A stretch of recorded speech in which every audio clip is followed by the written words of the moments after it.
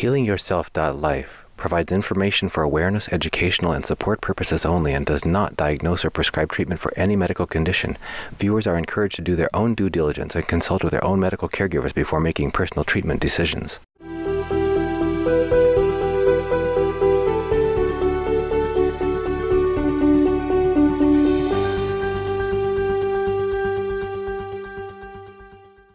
Welcome back to HealingYourself.life. I'm your host, Dunagun Kaiser. And I'm Melody Kaiser. And we're here to talk about a distressing situation that we made it through and survived, and to offer some helpful tips that help you get through that.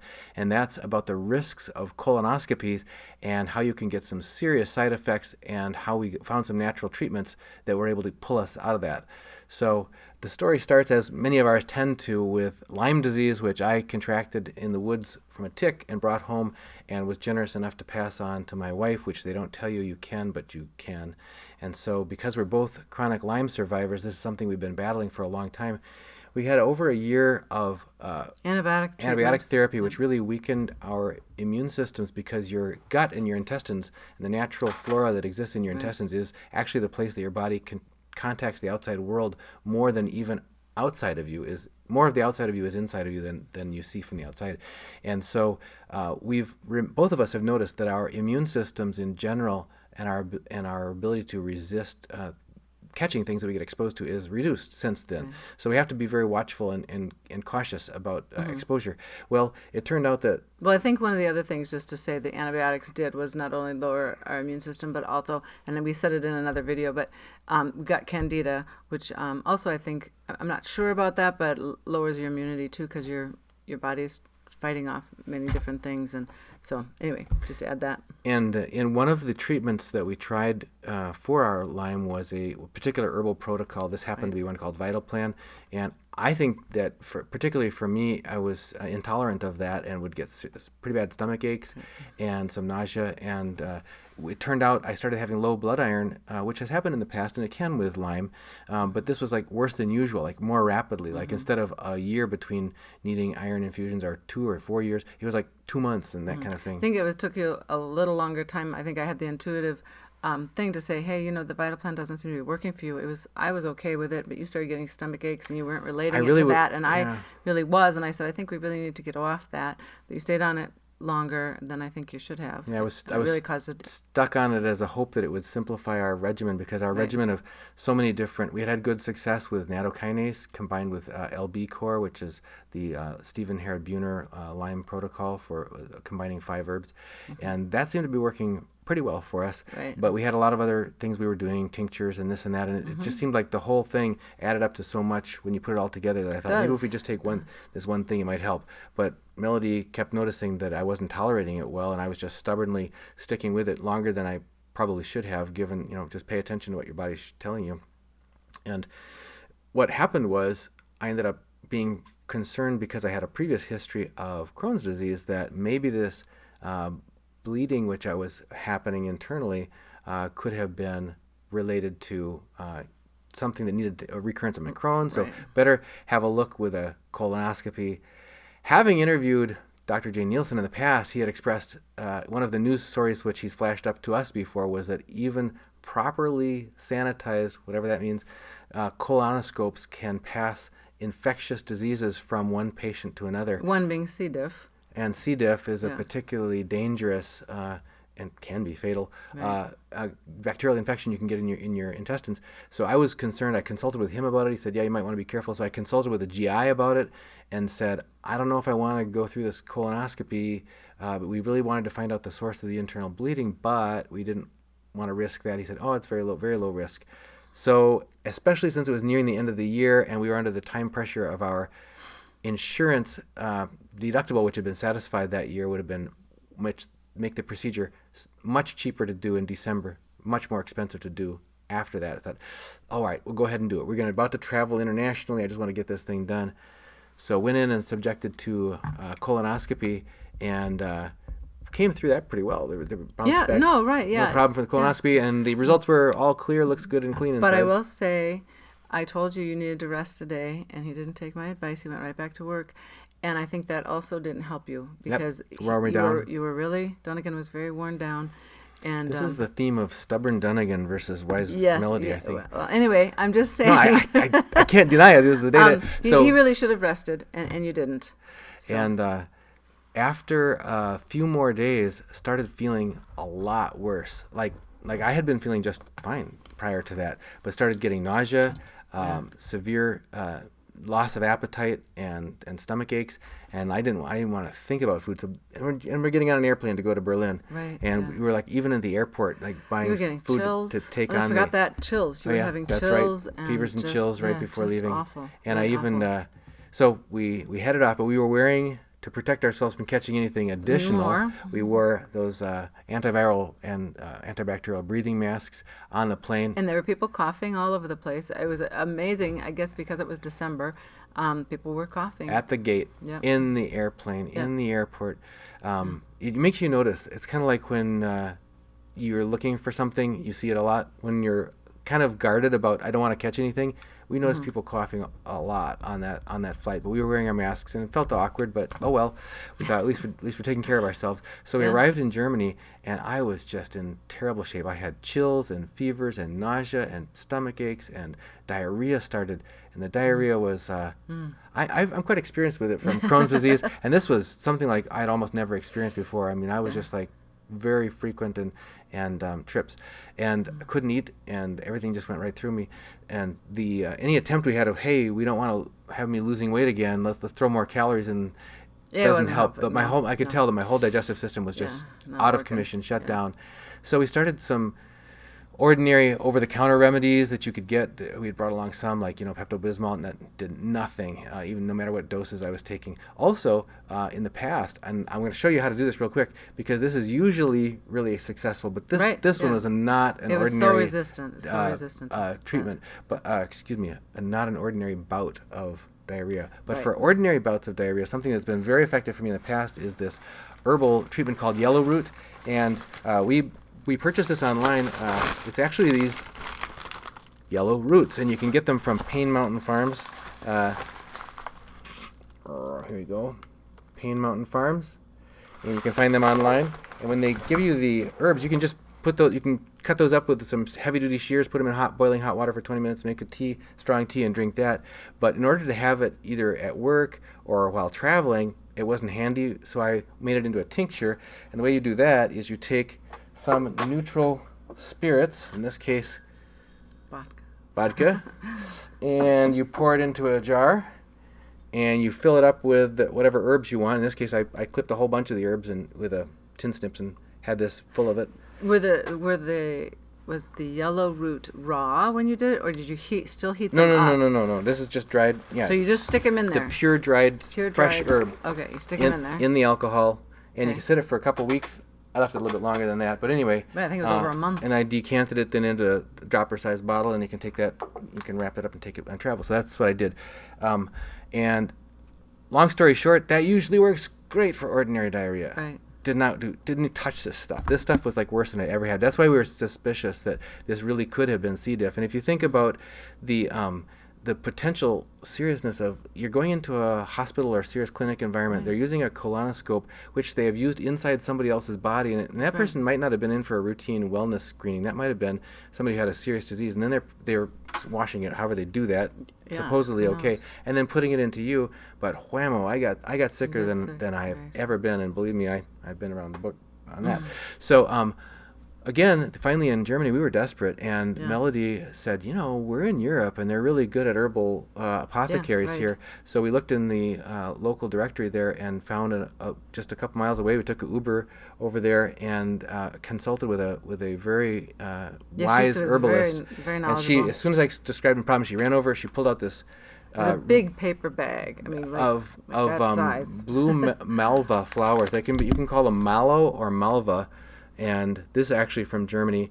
The bag that she gave me was much bigger than this, but this is a smaller pouch we purchased. Here, we bought a whole bunch of them once we got back to the States. Yeah, you can get them online from Amazon if you ever run into a problem. It's quite healing and soothing to the gut, actually. Very soothing to the gut. And mallow, as it's in the family of like marshmallow, and it's also called malva.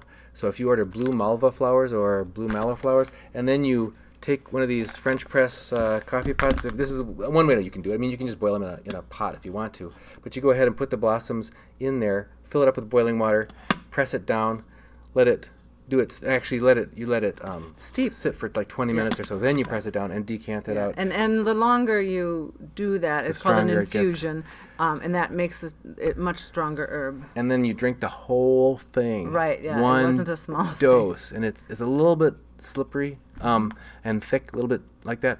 But I started getting better within the 2 days. Yeah. And by 4 amazing. days, I was tip top, and I who had been unable to even eat much at all prior to that, we were eating. Hungry. I was eating platters of bratwurst. You know, the other thing we forgot to say, dear, was they also gave you massive doses of probiotic. Yep. And then also they said we had a lovely buffet at our hotel, and they had apples there, and specifically it was a green apple, and you would peel it and let it brown. Shave it. Oxidize. Shave the flesh. Yeah, she said that's an interesting recipe. She said take a green apple. And so it was the flesh, not the peel. You would peel it. You shave the flesh in a pile, and then let it oxidize, let it turn brown, which it did pretty quickly, and then eat that. Yeah. So that and the massive doses of probiotic and the blue malva infusion and this mysterious horrible disease and the fevers and the chills and the diarrhea and the stomach pains and nausea were all gone. Yeah, sorry. The other thing I think that was very helpful was they had a sauna. There was no hot tub, no pool, which is chlorine. They had none of that, but they had a sauna and a steam room. And we did that religiously for several days to raise our temperature. In fact, in our house we have a sauna, as some of you know, and we also take our temperatures to make sure we're getting it up there. And usually I usually take it because I'm usually run a lower temperature because of thyroid issues, and I take it, and usually I can get up to 103, 102, which is just good. The other benefit we had recently of the sauna was when I caught a flu, right? And it was getting so serious they thought it was going to turn into pneumonia. They said if you're going to go to the clinic. I had 103 fever. They said if it doesn't break within the next 24 hours, your fever, you got to go in and get a chest X-ray. So we said let's hit this thing with everything we got. So we went in the sauna and cranked it up, and she'd way tougher than I am in the sauna, but I stuck it out as much as I could. Got my temperature from the 103 up to 105.8. Right. And in the morning, I was all better. Yeah, it had broken. Yeah, it was good. Yeah. So, and even it was weird because sometimes you were getting chills even in the sauna, even though you were so hot. Yeah. You was getting chills. The other thing was we wore those masks on the plane to Germany. Yeah.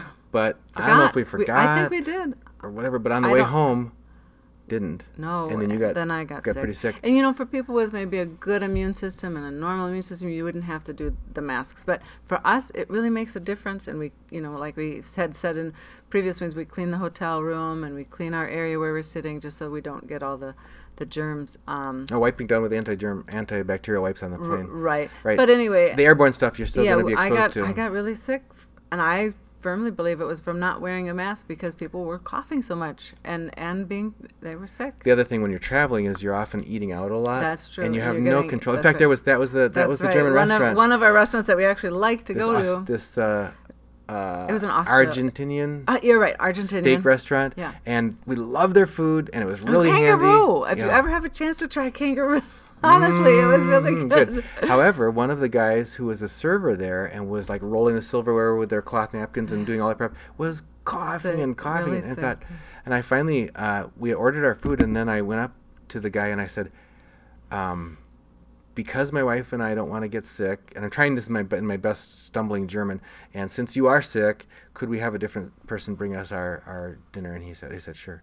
Yeah, so, they were very accommodating about it. That's one of the things you don't have as much control over, but you can try to be watchful. You don't know if the cook is coughing all over your food. There's a chain of custody there that you don't get to see all of it. Yeah. So this was our quick update on how you can, it's a cautionary tale about colonoscopies. Yeah. It's a cautionary tale on being too stubborn and not always listening to your wife as you should. It's a cautionary tale about if your ordinary remedies for getting back from something like serious diarrhea aren't working, you really can get some good help from things like Yellowroot. The Yellowroot, I will caution, is, and I don't know flowers. about the blue malva, but the Yellowroot you can't take long term. Right, it's for short-term use. Which is normally, if you get diarrhea, you will use it for short-term use. Get you back right again. Yeah. Just to clarify, we are not saying that nobody should get a colonoscopy. What we are saying is that there are some alternatives you're probably not being told about, and there are some risks you're probably not being told about. So it's helpful to find out about that. For one thing, if your doctor is saying you need a routine screening just because it's been 5 years or just because you're over the age of 45 or 50 or something, that doesn't mean you need, if you're not sick and there's not suspected of being sick, it doesn't mean that the only way to check you out is with a colonoscopy. Right. There's two other options that we've heard of. One is Cologuard, and one is they call it capsule endoscopy. It's a swallowing of a camera. The other one, obviously, the Cologuard, you just send in a stool sample and they can tell if you're many at high things from risk, that. whether you're at high risk for right, and then that colon would cancer. show whether you need to do a full colonoscopy. But again, there's the capsule endoscopy, which we think is safer because I don't think they can use you can't use that twice. It's just it goes in and goes out, and you aren't aware of it. So those are two safer options. But again, if you really feel you need a colonoscopy and they need to be sure because they need to take a sample, that is the only way to do it. Thanks again for joining Thank us here you. on HealingYourself.life. See ya. Hey, HealingYourself.life viewers. We need your help in enabling us to continue to create great health videos for you. So please support our mission by going to patreon.com/healingyourself and pledging any monthly amount you can. Your pledge will also help us to afford a new Lyme peptide treatment therapy to improve our memory, and we will report on our progress to benefit you and others. So remember, go to patreon.com/healingyourself and pledge today. Were you going to tell them to go to patreon.com/healingyourself to pledge to help our memory treatment? I thought I did. I'll do it.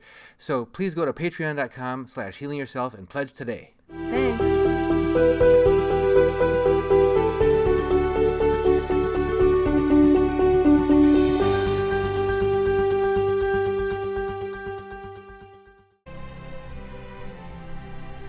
They say the stock market crashed today.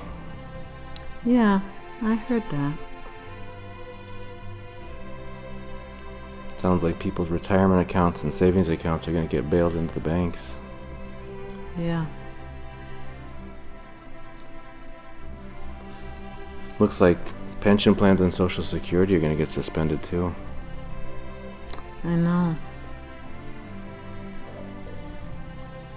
Sure, I'm glad we decided to put our money into gold and silver instead. Me too.